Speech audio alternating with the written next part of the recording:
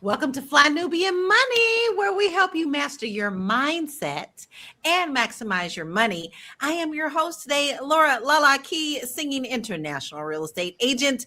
Now, listen, today we're going to talk about something that's very interesting because people are really starting to come out and talk about their financial struggles. And it's not just one industry, but people tend to think that when you're in the entertainment industry, you making some bank. So today's topic is about a songwriter who is connected to major things. And her name is Summer Walker. And she said she is still working a 9 to 5 and she's still struggling financially after contributing to many actually successful albums. She's worked with several really well-known people. So this raises a real question. Can someone actually become wealthy off of one hit as a songwriter? Now, most people assume that if a project goes platinum, everyone involved is set for life. But songwriting income depends on splits, publishing percentages, advances, recoupment, many other things, and how the contract that you got was structured from the beginning. So today we're actually going to really talk about this. Is this system broken, or is this a misunderstanding on how the business actually works? So we are definitely going to talk about it. It is the first Monday in March. All right. I don't know about y'all, but I is ready. I is so ready for spring. Please, Lord, bring it on. I need it today. So if you are waiting for spring, go on and put that hashtag spring in there and ride with us in this March. Listen, I've got a panel of beautiful queens with me today. We have Marlo Layson, TV producer and journalist. We have Tiara Williams, Miss Black Hollywood, producer and vocalist, and all the magical things. We have Renee Williams, clinical research strategist. We have Debra Williams, two Williams. Debra will win. And then, of course, you've got me, little old Laura.A, your international singing real estate agent. Ladies, now, you know, this is kind of a topic to my heart because my circle is surrounded with entertainers. They're surrounded with singers. And the fact that people truly think that just because you're on stage, you've got a lot of money. So I'm actually going to start and ask you an initial question, but I'm going to start with you, Miss Black Hollywood, because you get it. Like, does this story really surprise you? And what are you seeing in your marketing for yourself? Yeah. Can y'all hear that? Can y'all hear me? All right. I hear you. Listen, we're gonna thug through it. All right. Yes, good morning, everybody. Actually, Lala, there's three Williams on the panel. One, two, three. It sure is. It sure is. We Williams taking over. Anyway, yeah, even for myself, I'm really learning, like, just really stepping into artistry, just how, even though I've watched for years, I mean, like, when I first got into when I first moved to Los Angeles, I was around so many songwriters, so many artists, from Tyrese to R. Kelly to, just all of these different people. And I got to, like, see how people were living and why they were living the way they were living. And I noticed that some people were touring and, so just, I got to see the gambit. Some of my friends, I remember a really good friend of mine who is he is responsible for Bruno Mars' last album. His name is James Fauntleroy. And I remember when he was writing Rihanna's album, her rated R album, from somebody else's couch, right? And so, like, he had already written, like, Chris Brown's album, like, it was already, or he had wrote Poppin' and another song for Chris Brown and With You, and very successful songs, but he was still, living on the couch. So, I've seen it for a very long time. That was 20 years ago. Now he ain't living on nobody's couch, but it's taken all of this time. So even myself as an artist, I'm learning, like, what it really takes to make money, if you make money at all. Like, it really has to be something you love, because the industry is not the same anymore. And that goes across the gamut of all entertainment industries, like being an actress, being a singer, like, all of that is, like, you just gotta love it, You and better love it. have a job and You have better some love it. other source of, and diversify. You know, it's interesting when you said that. There is an artist that I absolutely love, and it's Raul Madon, and he travels quite a bit. He was traveling through Europe, and a few years ago when we saw him, he had a question and answer subject during his show at the end, and someone asked him, "Hey, you know, what advice would you have for a young artist who's really trying to get in this business?" And he literally said, "Don't do it." And and you could tell that he was really hurt by the industry. That came from a place of hurt, even though he knows that that young man, if that's his passion and his calling, he's going to do it anyway. But that spoke volumes right there that said, don't do it. It's a hard industry. It's a hard way of life. Debra, what did you think of when you first heard that, you know, she's still working a 9 to 5 and she's got a successful album? You know, I've heard her conversations about her still working the 9 to 5, that she does housekeeping. She was doing housekeeping before she got into the industry, and also being a midnight ballerina. And I said, oh, okay, like you got to keep your skills up, keep your skill set up, because the market changes, the industry gets funny. People say they're going to do things for you, and then when you look up, they're not there anymore. You know, there's a lot of promises, but it's not always kept promises. So you got to keep your skill set up. Are we talking about Summer Walker or Michaela? No, Summer Walker. Oh, okay. Okay, got it. All right. Yeah. I'm like, wait a minute. Midnight Ballerinas. Okay, Midnight Ballerina. I'm sorry. That was a nighttime job she had, girls. She was a dancer. Well, I mean, that kind of ties into something I sent you to earlier, T. I hope you saw it, because I will bring it up. Renee, what was your thought about, you know, her, you know, being successful with an album, however, still working a 9 to 5 job? Well, most artists do that. I mean, a lot of artists, because I'm a creator, but any industry, that we have to have the business mindset of not just being a creator, but an owner. And that, you know, just with the basketball players, all of them, they like, this is my craft, this is what I do, I hoop, but at the same time, then they lose a lot. Like I just saw some 10 basketball players who are now janitors, whatever, in different industries, and they lost hundreds of millions of dollars. And that's because, of course, we have not been taught how to think as an owner and how to monetize our gifts, other than just going deep into being creative. I think nowadays everybody feels like they have to do it all, but we can't. I mean, then yet we turn around and we tell people to, like, you can't do it all. You need to be able to assign people other jobs. But at this point, you do got to do it all. It becomes really hard. Marlo, what is your thoughts about this? I mean, she's still working 9 to 5s and doing the midnight ballerina thing. I think. Well, hold on, y'all. I think we have two conversations going. Yeah, we're having two different conversations. Thank you, Laura. Wait a minute. Summer Walker is not the person we're talking about. Yes, we're talking about a songwriter who worked on Summer Walker's album. She's written songs for Summer Walker and other artists, and she's saying that she still has a day job, right? So we're talking about the songwriter. The songwriter, yes. Well, what's her name? Michaela.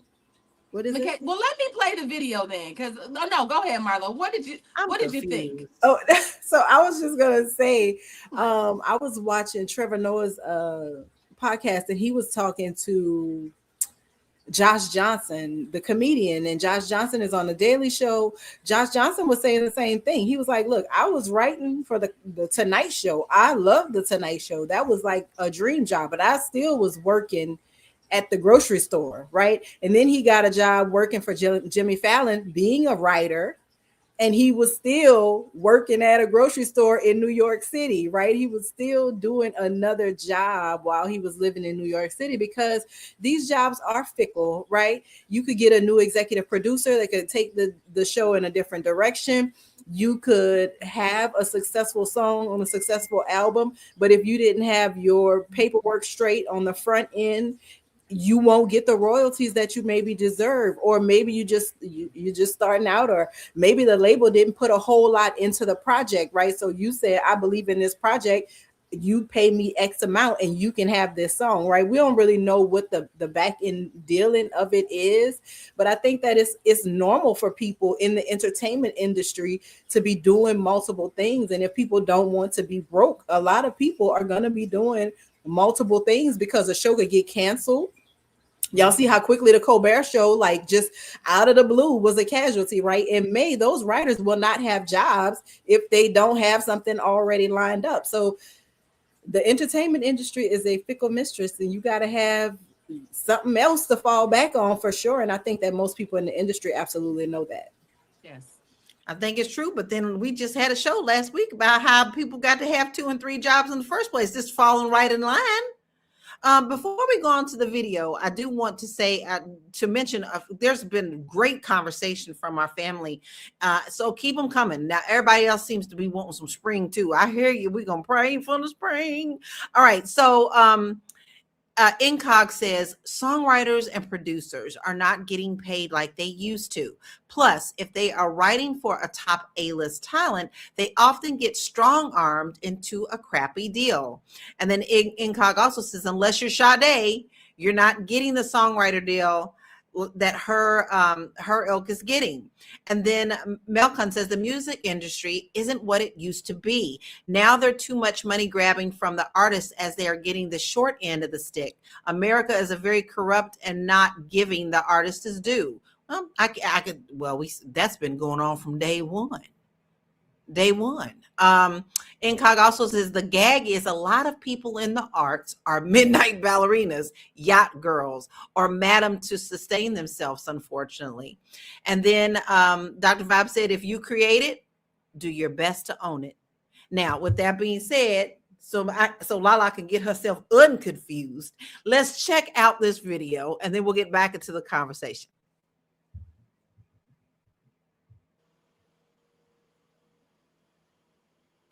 Viral videos documenting their current financial struggles. In a shocking look behind the curtain, one female producer reveals she cannot afford her rent, while a co-writer shared footage of themselves closing a restaurant after their shifts just to make ends meet. Is a major label credit still the dream if you still have to work a 9 to 5 just to keep the lights on?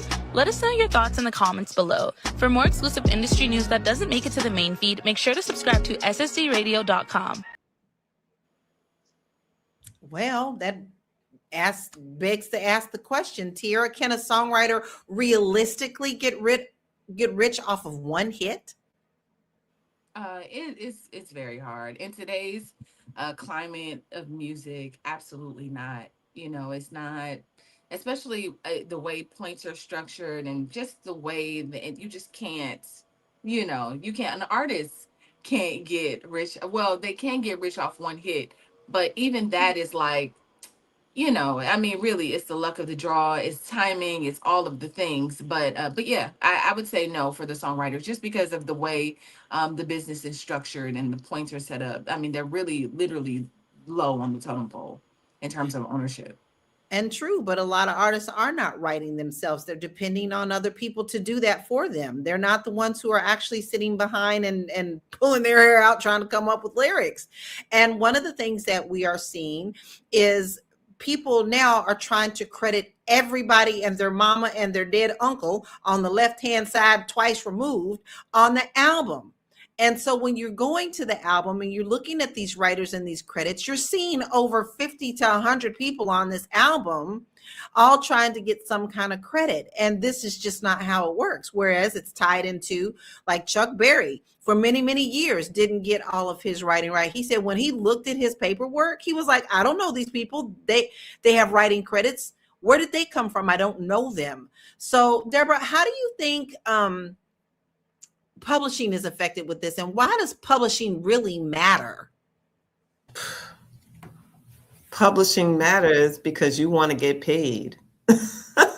You really want to get your coins, and you don't want another publisher to get recognized for the hard work that you've done and the blood, sweat, and tears that you put into writing a song, especially if the song is a hit, it goes viral, they're using it for a jingle. You want all your coins to jingle into your pocketbook or your wallet. That's what you want. That's what you ultimately want. That's what you really do. But sometimes, it's really interesting because a lot of these, recording contracts and stuff, record companies are actually coming to people that they see that are being successful online. And they're like, oh, do you want a record contract? And most of these artists nowadays are like, no. Where were you when I was building it? What are you going to give me? You just want me to turn over everything to you, but you don't want to give me those benefits. But we talked about some of these fees and things that people have to pay back. So Renee, can you kind of let us know, what does recoupment mean in a contract? Recoupment means to me, after the producer takes 50 to 80% of the cut, then you recoup for the artist, maybe 2-3% when you get everybody else in line. So there really isn't a recoupment other than what the producer is getting, because they get the main line share of it all. And so we go back, as we all are saying, is that we have to think about, when I listen to the different, like Janet Jackson, they always say, I just produced this, or I just made this. Now they're talking about they are the producers of what they're doing. So obviously that is the way, you have to think about it. They're just they're employees of their industry. And, they're really good artists and they can sing and they can do it. But then at the end of the day, they go home and they built a beautiful record that's selling a lot of money for the producer. And then they go home to their small apartment and they're creating for the next gig. It's interesting that you would say that, because I just watched a video with Katherine Jackson. And this was many, many years ago. And her and Joe were sitting down talking about their boys, because, they talk about in flame terms. They're like, listen, y'all may go and be an accountant. You may go and be an attorney. My boys' jobs is music. It's a job. It is a 9-to-5. This is what it is. This is not something any different. It's just that their job is on the world stage. But with that being said, Marlo, you, even though that's happening, do you think that songwriters are usually getting paid up front and then all of a sudden things change? I mean, I think it depends. I've heard it all different kind of ways, right? There was a time when hip hop was forcing radio or record labels to look at collaboration, because before there was no collaboration, right? Having an artist that was on one label and an artist that was on another label doing a thing together was almost unheard of unless it was a soundtrack. So now, you look at hip hop and how Mary J. Blige is happy to say now she was going behind, I think it was Arista she was signed to at the time, but go and get her coins, right? She didn't go through the label process. The label wouldn't let her sing Heart of the City or not Heart of the City. I can't think of whatever the song is. She sung for Jay-Z on his first album. They wouldn't let her sing that. She went, he gave her the cash. She sang it. She got her money. He got his hit. They got a iconic hit together later, right? So I think it just depends on how you personally structure. Are you doing a favor for a friend?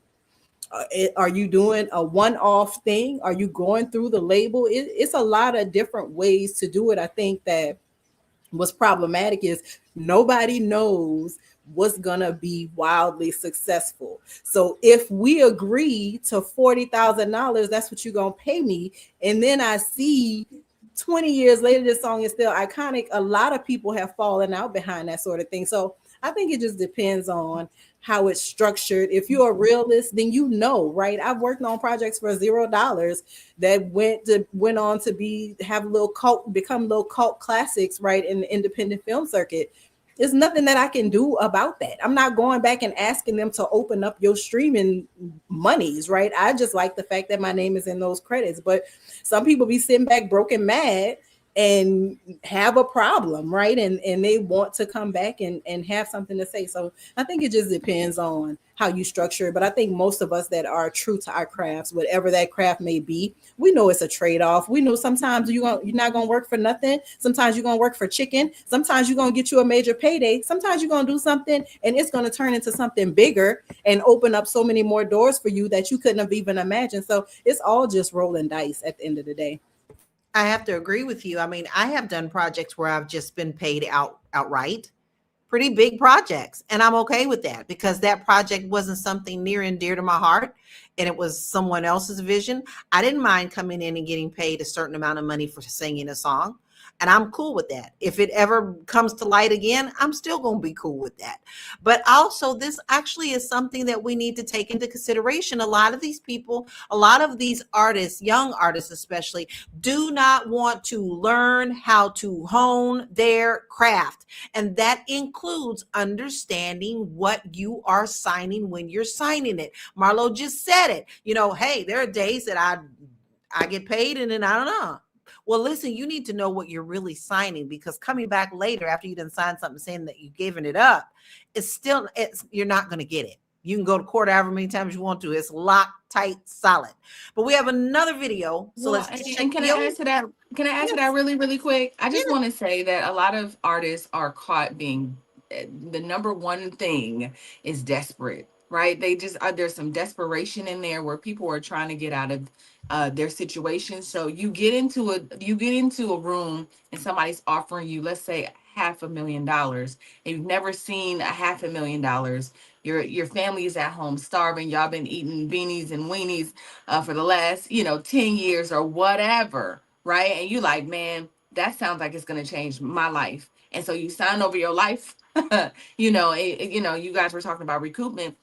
Recoupment is the label getting their money back plus interest, right? They're gonna get their money back. So you got to figure out how to give them. They might give you an advance. They're gonna give you that money. They're gonna give it to you. They're gonna put you in an apartment. They're gonna send you there in a limo. You got photo shoots. You got all the things. And then at the end of it, you gonna get a bill that says you owe us this back, and you are literally a slave to them until they recoup their money. And so I just think it's important that artists know, and I think they're getting it. Artists are, I mean, you can go, at this point, you can go viral on TikTok or they're figuring out how to make money for themselves, how to use the media, how to use social media to talk directly to consumer, to the people, to their tribe, to the people, and building an audience around that. And I think that's fly. I think that's dope.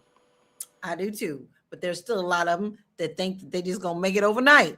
And I think we really should stress the fact that you really, no matter what you do, one thing that we talk about on this platform is getting your money. And a part of that is educating yourself on knowing how and when and what you're going to do with that money. How are you going to protect yourself in the long run? Because this young lady here, who's the writer for this song, I really feel sorry that she's working the 9 to 5 and she's not getting what she wants. But who's to say 5 years down the road that one thing that she did won't come back?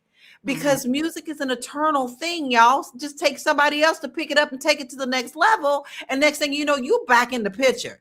So let's check out another video and then we will get back into the conversation.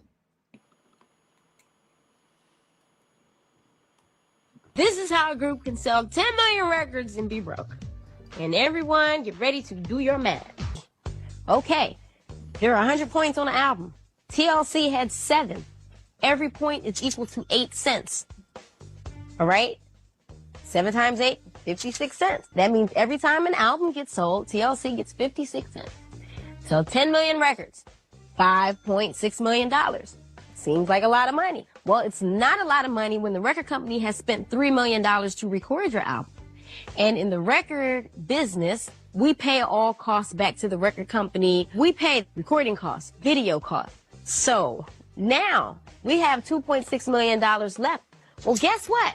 When you have that much money, you're in about the 47, 48, 49% tax bracket. So that immediately gets deducted to $1.3 million. Then you split the rest 3 ways. You got about $300,000 apiece, if that much. Okay? $300,000. I can buy a nice house with that. And what am I going to pay my bills with? Left Eye was spitting that a long time ago. And I think that has a lot of reason why she's not here today as well, to be honest. But that's Lala's personal opinion. When people start telling the truth, and now there's more and more people who are telling the truth. Because at first, when you start hearing these things that she's telling you, people think, oh, that's not real. But as more and more time passes and people are coming out sharing these stories with you, you definitely know that there's something up with that. So Debra, listen, do you think that social media actually exaggerates how much artists are making? Definitely. Definitely. They're not showing the true receipts. Yes, thank God for Left Eye. She definitely, it was being said before, but I'm glad that we have these videos to look back at because it resonates with what has been going on for years. And she was telling the honest truth. You know, you would probably buy a jacket that would cost you $100, and the label is charging you $500 for that jacket. Like, everything has been inflated, the prices have been inflated, the work that the people are doing, just so they could take back what you would be earning, which is really, really sad. It's really sad. But now in this day and age, if you have a real good old song, you put it on the internet, you can be your own producer, you can be the person who, manages how you receive your money. They're doing it just like Master P did it right out the trunk. They pop in the trunk, but it's just digital now, and they're recouping their money that way, from streams, from clicks, from, viewership. So it's other ways that you can get your money, and you don't have to even go through the labels.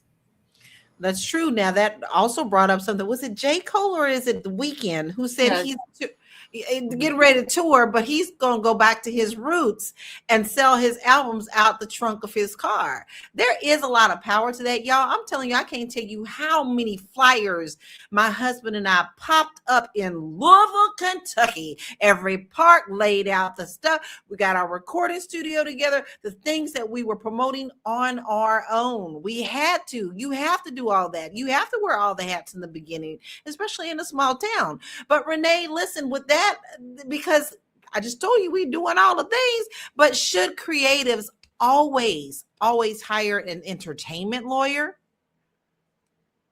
Absolutely. You have to have an attorney behind your back. And that's it. I mean, you need legal protection for everything that you do. And that's probably the most expensive, but I would invest in that, knowing that in the future that it will come back to me in a better way because I protect myself. And then also that attorney can probably help me understand about, again, monetization and what we can do to branch out and bring in those coins. You got to have representation, and not just any attorney, because an entertainment attorney is just that. They specialize in the industry. So you got to be careful. Just because Cousin Ray is an attorney don't necessarily mean he's the right attorney for you. So you need to ask Cousin Ray who you got in the entertainment industry, or do your research for that as well. And even then, you still have to be careful by doing your research. But Marlo, with people being so, because it's people think artists are so desperate. What happens if they sign a bad deal early? How can they turn themselves around with that? We have the example through Prince, right? I never forget that Prince put Slave on his face for that very reason and showed up at the Grammys. He wasn't doing it to be provocative. He was doing it because he did not have control over his birth name.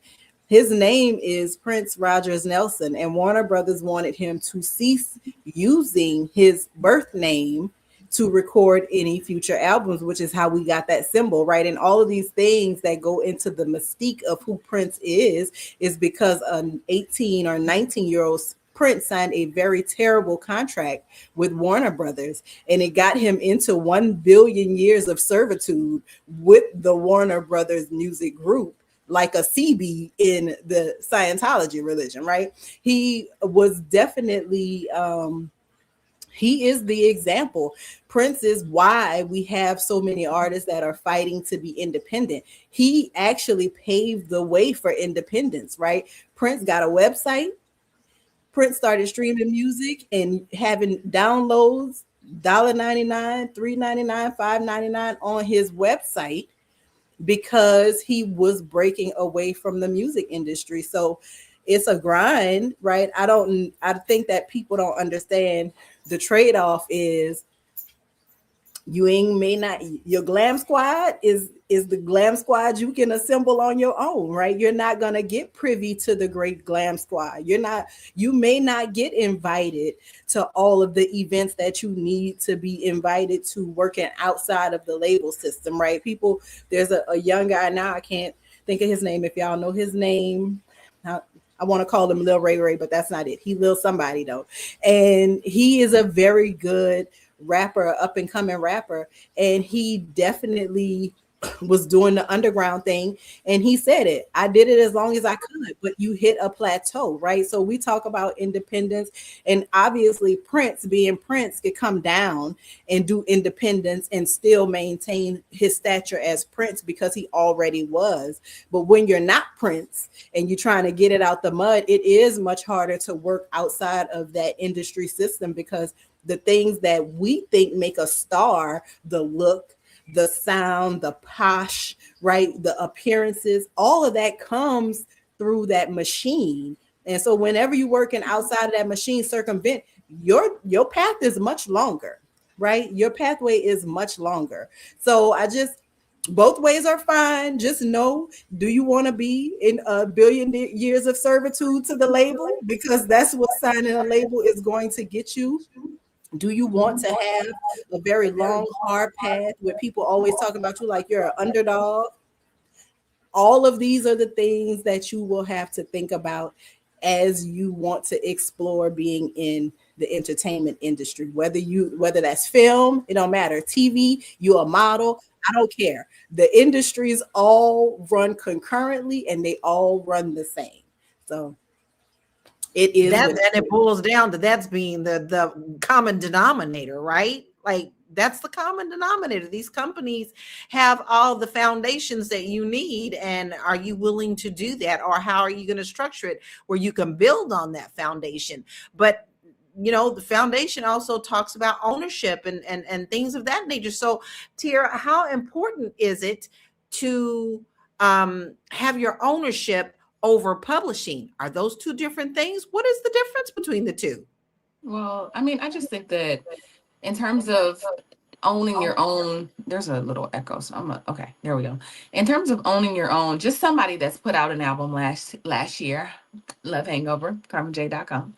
As someone that's put out an album in the last year, I had to navigate a lot of new things about publishing and masters, who owns what, if somebody is co-writing with you, what that means, if this person, who owns what, BMI or ASCAP. Like, I had to ask myself all of these questions, and the benefit of all, if I'm streaming, I mean, I held out for a very long time in terms of streaming, even because I was like, I don't want to stream. I kind of want to do what Nipsey Hussle did. And I don't know, Marlo, if you're talking about the Russell, but right, I thought you were. All right, so like that whole Russell Nipsey Hussle model, unless it's tough to do things like that because it has to literally come out your pocket, or you have to do a Patreon, or just so many things to consider. And who owns what? If you get an investor, then who owns the music? Do you own the music? How do you structure your contracts? I had somebody come in that was like, yeah, I want to give you some money. I was like, yeah, but what does that mean? When you give me money, what does that mean? And he was like, I could just be like the executive producer of your music. No, you can't, right? That's it. This is not television, because television is different, right? I think he had been coming in as an investor on some of the television things that I did. He was like, we'll just do the same for music. No, we won't, right? So my point is, but it's harder, like you just said, Lala, and I'm sure you can attest to this. It is difficult. I've had to create just to give you a glimpse, I've had to create my own R&B boot camp. So all the things that we're talking about, like I've had to go get a choreographer and a vocal coach. And I sing at the choir at church just so I could be closer to Erica Campbell and Tina and them and learn from them. That's not the only reason, but like there's a lot of musicians at my church. So I'm like, okay, I can learn here as a vocalist, but I love the Lord too, right? So I've had to be very strategic about the way I've even like structured my life in a way. And obviously it doesn't hurt to be in a space where people are and you can network. But just being very strategic about the way that I've had to live my life as an artist. You know, so I would just say that it's a you just got to do it for the love of the thing. Like when I go, even though I invest right now, music is my crack habit. That's what I call it. I'm not on crack, but I'm on music.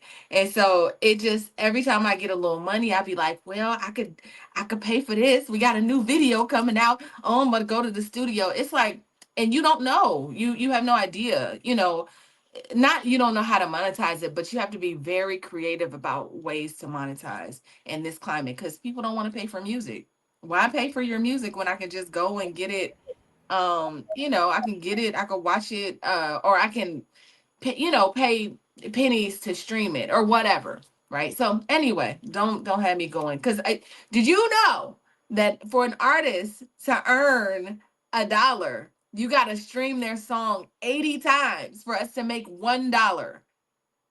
I didn't want to put my music on that shit, but in order for me to be for me to have my Grammy consideration nomination, I had to have a streaming service.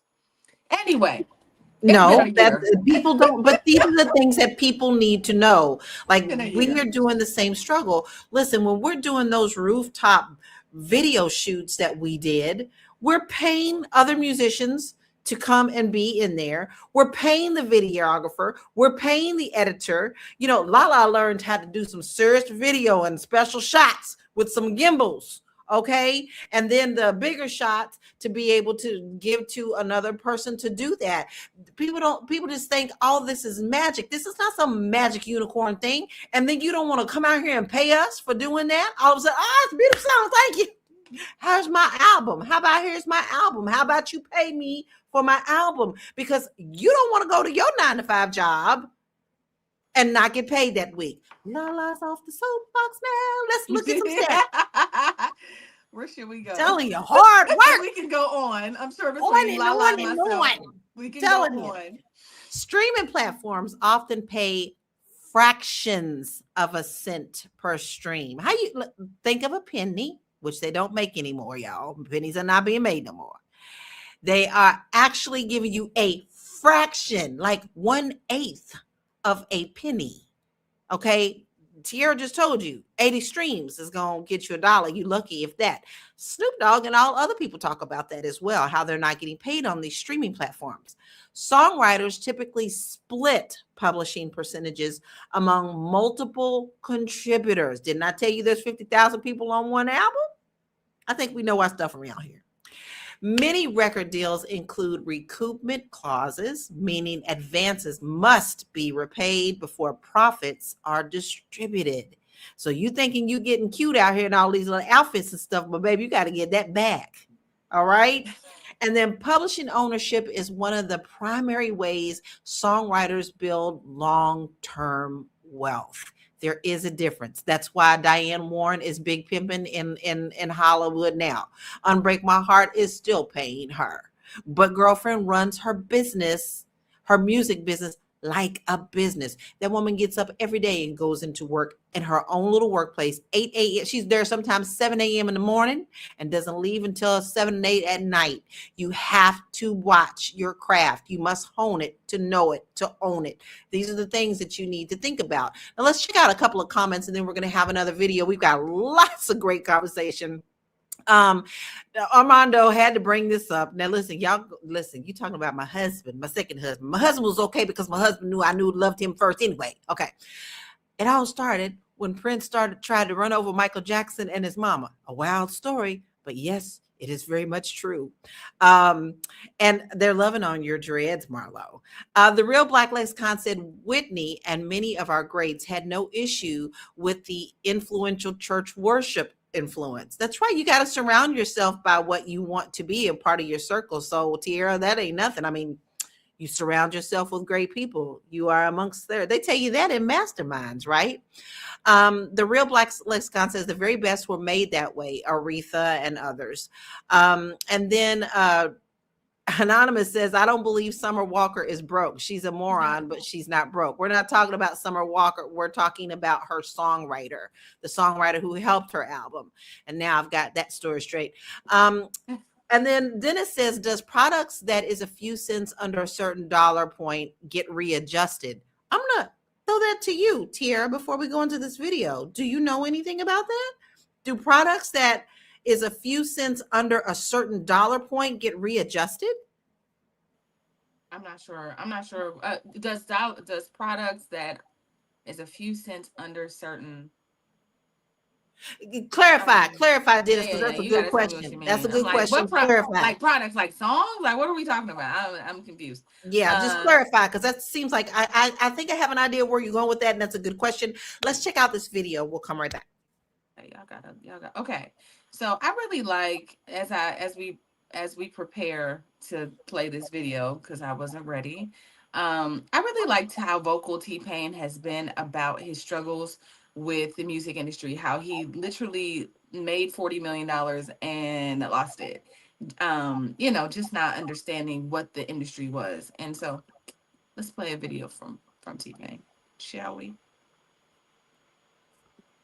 Gone through this, people I look up to, they would have just said that, look, it's not all great. It's not gonna be fine this whole time. If I would have known that, I would have been mentally prepared, first of all, prepared myself financially. I would have put something aside. But from people that came before me, even rock stars, rappers, singers, it's just like, nope, this whole thing is just money all the time. Right. You're good at something, it's just gonna be money, always. Nobody's ever been like, so this goes away after a while.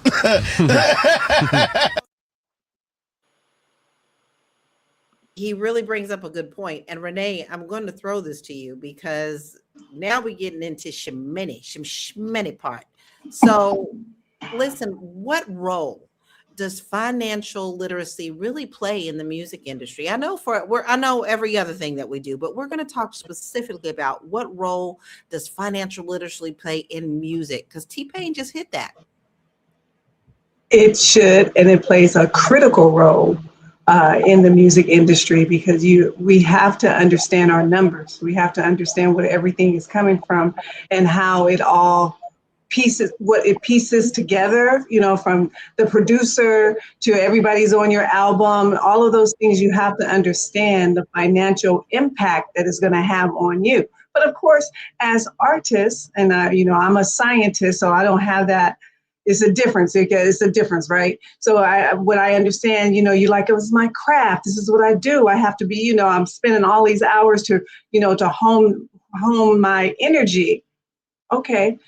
But we need to also put in there financial literacy if you want to keep your craft going and get paid for that craft 10 years from now.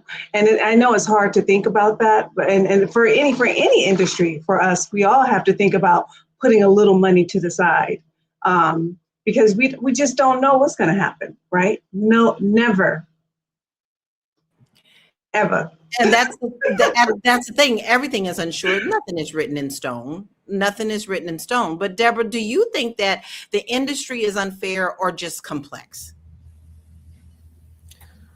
I think you have to do your due diligence in the industry. You have to fact check and double check and triple check, and you may have to hire somebody to check the person who's doing the work for you, because if you're trying to focus on being an artist, sometimes you get caught up in creating, writing, making sure everything runs smoothly, and then you're not thinking, you're making the money, but you're not thinking about how it's being distributed.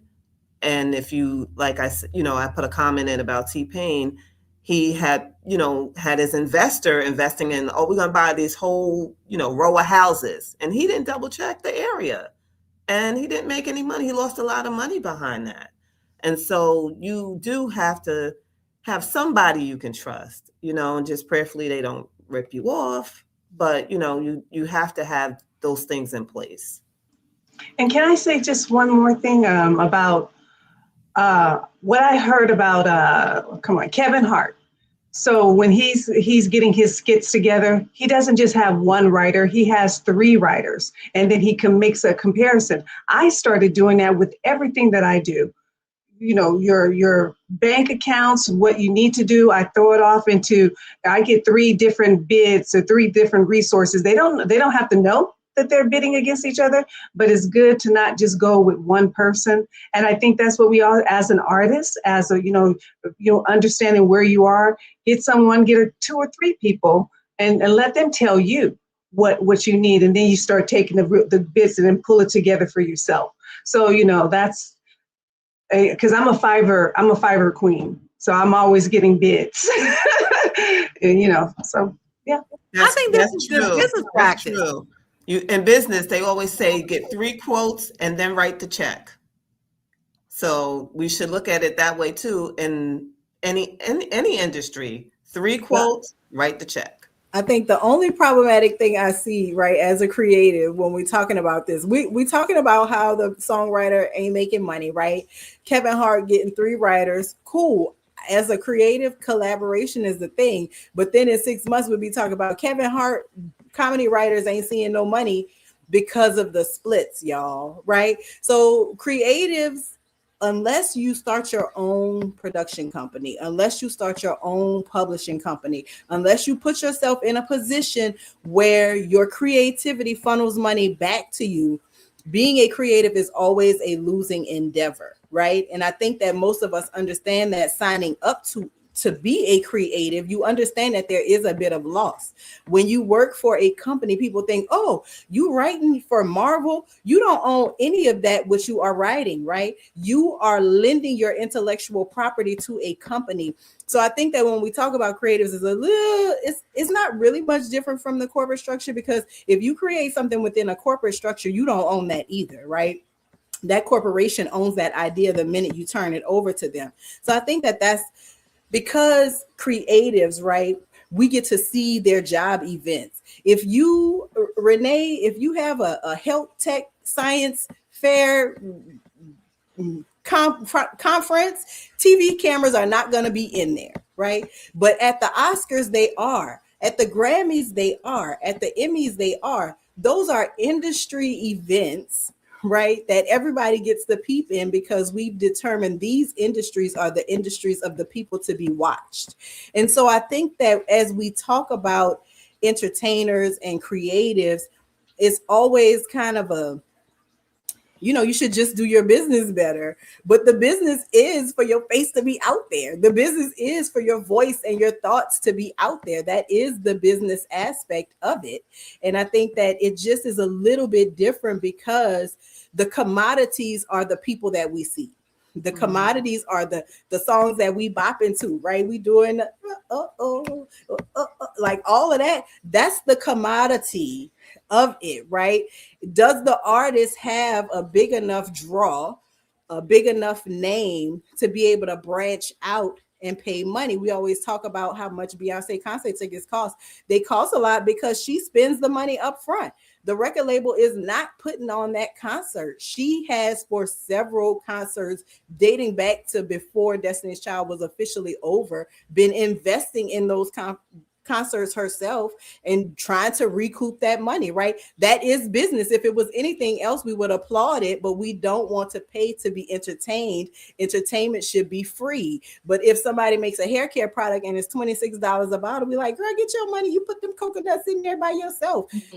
The same is with creatives. We just look at it differently, because the underlying fact that people don't want to say is that most people think that being a creative, being a performer is something that anybody can do. And everybody does not have the wherewithal to do it. No. Yeah, listen, baby, this has got to be your life purpose. This is not I'm gonna write a song and get rich quick and never have to think again. You have got to have this in your bones.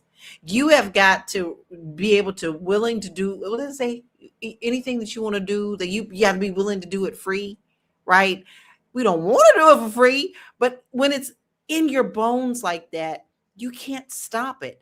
I'm going to tell you right now, when my husband and I are out, when we go riding, when we watching movies, whatever, my husband's wheels are constantly turning. He has so many songs, he cannot get them down fast enough. So even if he didn't want to do music, he didn't have a choice, because that's what is in him. That's what's bred in him. That is every fiber of his being. You have to be able to get that out. And sometimes it may not be what people think it is, but you don't have a choice because that is what you are and that is what you do. We have another video. Have we read it, Miss Producer? While you're pulling it up, let me answer a couple of questions. You got something to say?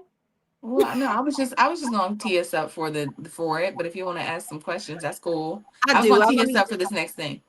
This we've had a lot of people, so I wanted to just go back in and see who all has said something with us. Dennis clarified he wanted to know what was going on with the pennies.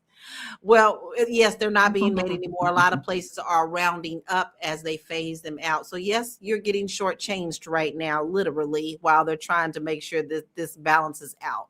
And then the Black Lexicon says, if your name is recognized and respected, you can sell anything with your name on it. That's a good point, because even when you're going out on these tours, most of the money comes from your merchandising. I recently went to a Lenny concert. Oh my God, it was the best concert.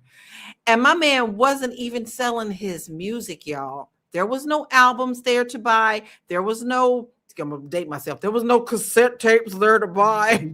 There was none of that stuff. It literally was all merch, jackets, posters, keychains, you name it. But look at how the level he is too. And he knows that even the music there is not going to sell. Dennis wants to know, and if anybody knows this, does musical artists file 1099s or W-2? That's part of finances. Go ahead, T. Yeah, it just depends on how you set up your business, right? Or you set it all up. So Carmen J has an LLC, and under that, that's where we house the things that happen, the business that'll happen. So if somebody comes and asks me to perform, they can have me they can have me come as a 1099, which I would prefer, because you don't want to be, you're not an employee unless you work for, if it's an employee kind of situation, which could be like maybe you're a songwriter for a business or a company, and maybe they 1099 you, depending on the way you set it up. But for most artists, we just do an independent kind of structure. But an LLC 1099, that's how that works. That's how we have set ours up from the very beginning. Yeah. Now, are we ready for our video? Yeah, so I just want to say this, because this is actually the video that you sent me, but I was just thinking about how many artists are having to do things outside of, the only people I can really think of are like the young lady that was on the Bernie Mac show that was like, I'm gonna get an OnlyFans. I'm just thinking about artists. I can't think of a specific, no, Black China wasn't. I'm trying to think of somebody that was like that sang songs that also got on OnlyFans.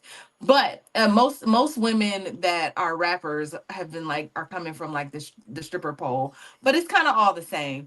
But I wanted to just introduce that whole idea, like rappers sold drugs to get into, or that was the funnel into the music industry, because it was so expensive.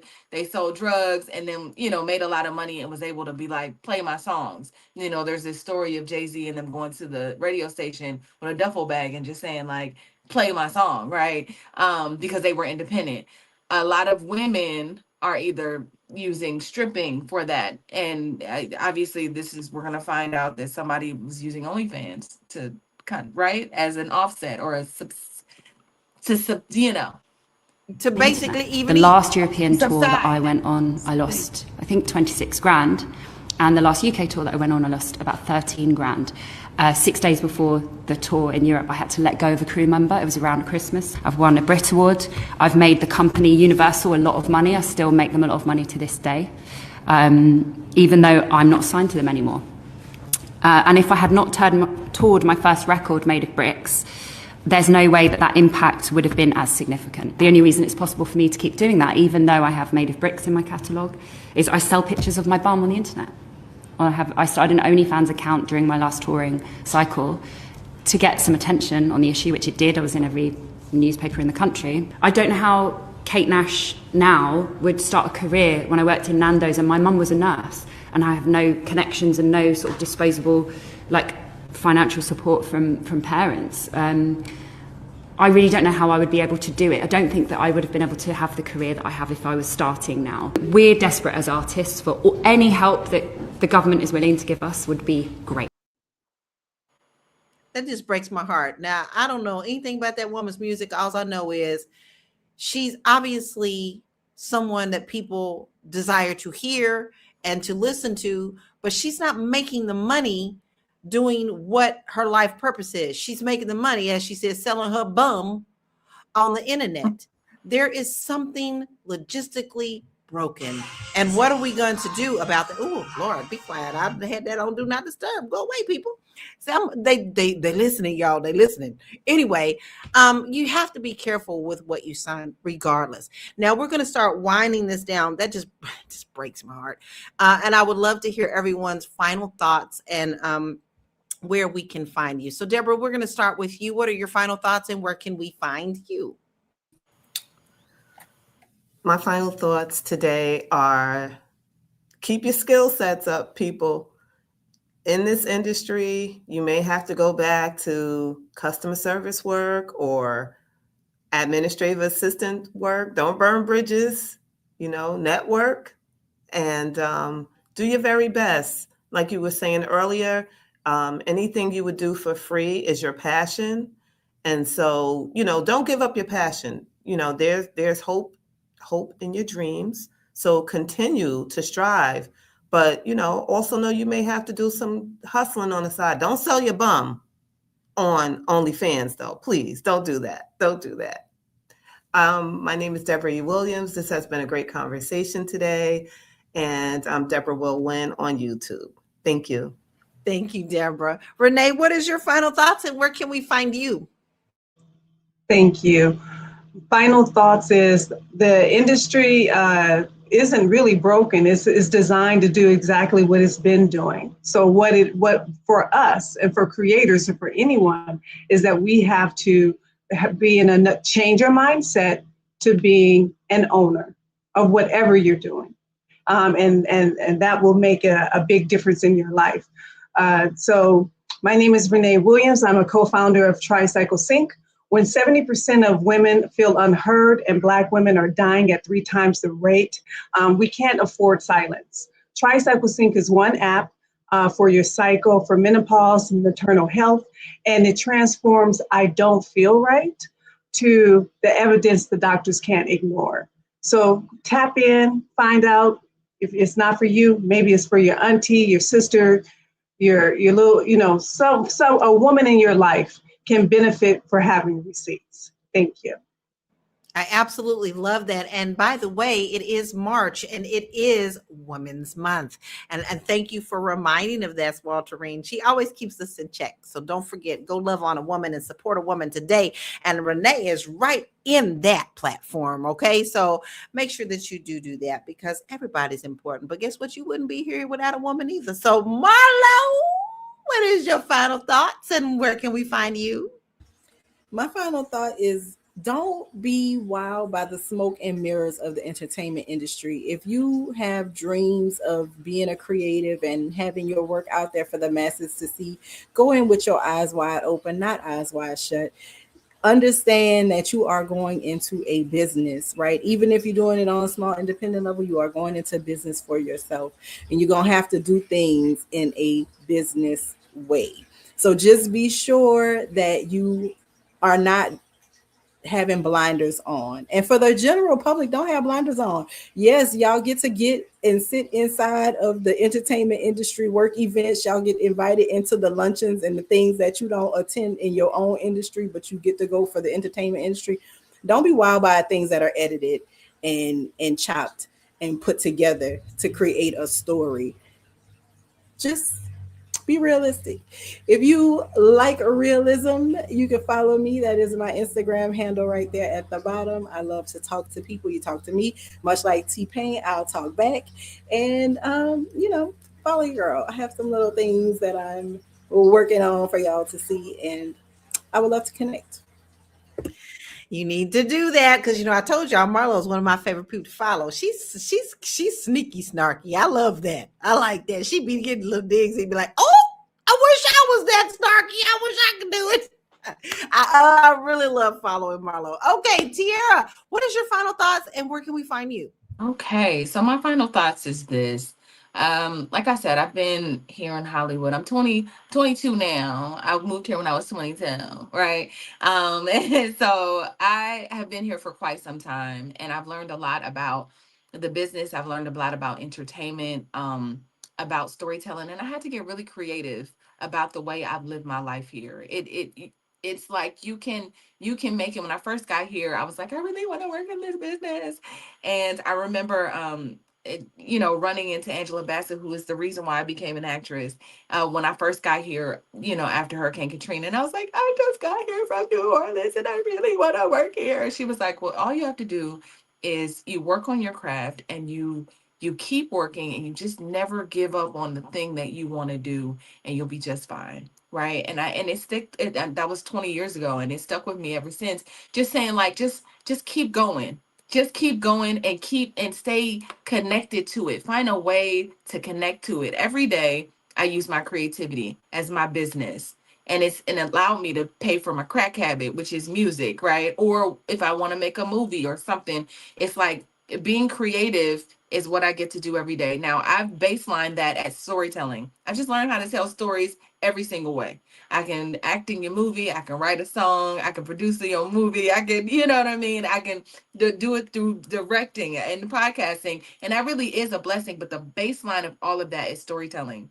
And so I would just say, if you can creatively process your talent in a way like I have, and make it commercial and kind of work for others, now I can help other people storytell in different ways. It's really just changed my life. It's changed my my journey. And so I would encourage every creative out there that may be like, but I'm a songwriter and all I do is write songs. No, no, no, baby. You storytell, you tell stories. So figure out other, and I know that's not the only good thing you can do. So figure out how to make that thing universal and diversify that talent, and you'll be just fine. You feel me?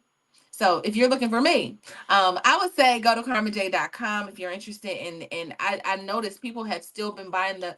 I feel like an artist when y'all buy my albums. Like, I'm not gonna lie, y'all go to karmaj.com. That's KHARMAJAI.com. And ever so once in a while, I just noticed like somebody bought your album and downloaded it, and it just makes me feel like an artist. It makes me feel like the 3 years that I spent making an album, like blood, sweat, and tears, writing lyrics, writing it out as poetry, coming back to the studio, trying to hit notes that wouldn't, all of it is like really just, every time you listen and say what your favorite songs are and all of that, it really just touches my heart. So I really appreciate that. Go to karmaj.com, download the album, hop in a listening room, and support real artistry, y'all. It's not AI over here.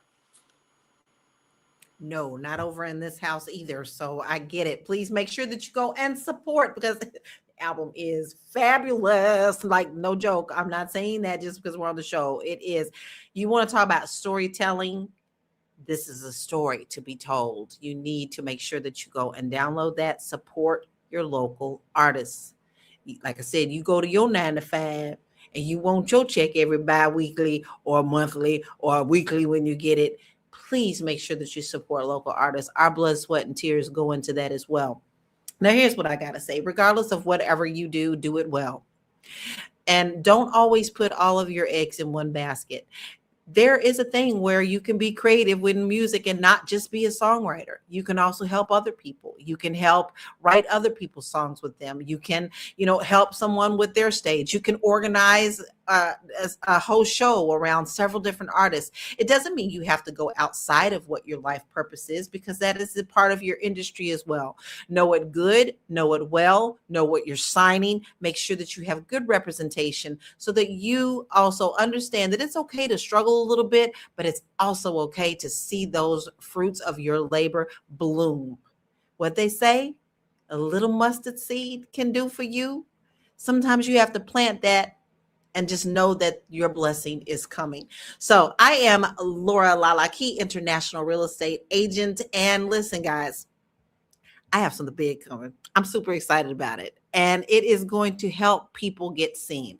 Not just these young kids who want to get on here and do the TikTok dances and all that stuff. That's great. That's fine. But when you're a seasoned person and you know your craft and you're kind of lost on like, what am I going to do with this? How am I going to get out here and be seen? I have a new thing for you called Seasoned and Seen. So if you want more information on that, go to my website, sign up for my newsletter. And when it is ready to be out there for you, I'm building up this momentum here, you'll be ready to step right on into that. And that is Laura.A. Listen, this was a really good conversation today, especially one that hits home for me. I mean, we out here in these streets doing the thing, but one hit actually doesn't automatically mean wealth. So in creative industries, money follows ownerships, percentages, and contract terms. If you do not control your publishing or understand your splits, the numbers may not look how social media makes them look. So before chasing exposure, creatives need to understand how income flows in the long term. Ownership builds wealth, and paperwork determines your outcome. So thank you for my queens who are here today. We appreciate this beautiful conversation. Listen, if you don't want to miss any of these shows, all you need to do is text the word queens, QUEENS, to 87948. Make sure that you do that. You'll get notified. I've been getting I get notified all the time. Ding! And I know when I'm supposed to be on the show. And even when I'm not supposed to be on the show. So do that. And then if you miss any of our shows, you always can go back and check them out on Spotify. So make sure that you go to Spotify and you look for us there as well. I am so appreciative of you. Thank you for coming. Happy March. Spring is here, baby. Get them bunnies out and let's get a hippity hoppity to it. All right. Be blessed. We'll see you tomorrow at 1 p.m. Eastern Standard Time. Bye.